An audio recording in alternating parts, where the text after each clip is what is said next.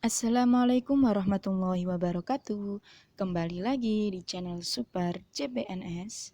Kali ini kita akan membahas soal dan pembahasan pedagogik PPPK 2021. Langsung disimak ya. Yang pertama, dalam dimensi pengetahuan taksonomi Bloom, pengetahuan tentang cara melakukan sesuatu dan kriteria untuk menggunakan suatu skills, algoritma, teknik, dan metode merupakan pengetahuan. Jadi, jawaban yang tepat yaitu yang C, prosedural. Pengetahuan prosedural dapat diungkapkan sebagai suatu rangkaian langkah-langkah yang secara kolektif dikenal sebagai prosedur. Yang kedua, yang merupakan salah satu kegiatan PTK pada tahap refleksi antara lain. Jadi jawaban yang tepat yaitu yang C, melakukan evaluasi tindakan pada tiap siklus. Hasil refleksi dapat digunakan sebagai bahan pertimbangan dalam merancang siklus berikutnya. Kemudian soal yang ketiga, perhatikan KJ berikut, memahami dan menerapkan pengetahuan faktual, konseptual, dan prosedural berdasarkan rasa ingin tahunya tentang ilmu pengetahuan, teknologi, seni, budaya, terkait fenomena dan kejadian tampak mata. Kaji di atas menggunakan kata kerja yang menunjukkan level proses kognitif pada. Jadi jawaban yang tepat yaitu yang C2 dan C3. Pemahaman atau comprehension. Pemahaman diartikan sebagai kemampuan dalam memahami materi tertentu yang dipelajari. Pengetahuan C3, jadi ini C3 ya, sebagai kemampuan menerapkan informasi pada situasi nyata. Jadi ada C2 dan C3, C2 pemahaman, C3 penerapan.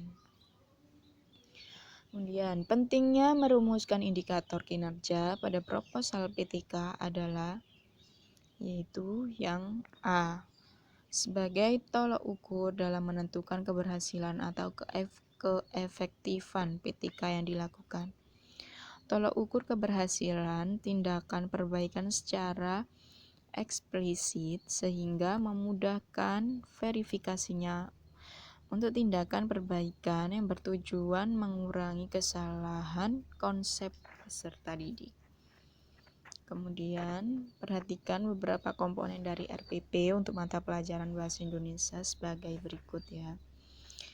Yang pertama, kompetensi dasar mengenal kegiatan bermusyawarah. Indikator menyebutkan 2 ciri kegiatan bermusyawarah dan tujuannya. Setelah pelaksanaan pemilihan ketua kelas, siswa dapat menyebutkan 2 ciri kegiatan musyawarah dengan benar. Berdasarkan komponen-komponen RPP tersebut, prinsip digunakan adalah yaitu yang D, keterkaitan dan keterpaduan. RPP memerhatikan keterkaitan dan dari RPP keterpaduan antara SK, KD, materi.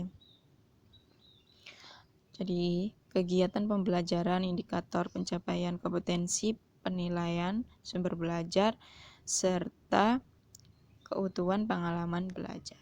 Jadi, saling keterkaitan. Kemudian, Benjamin S. Bloom mengembangkan ranah kognitif dengan urutan berikut. Yang paling tepat yaitu yang B. Ingatan, pemahaman, aplikasi, analisis, sintesis, dan evaluasi. Kemudian, pada masa kini, siswa dituntut untuk dapat belajar setiap saat dan bisa terjadi dimanapun.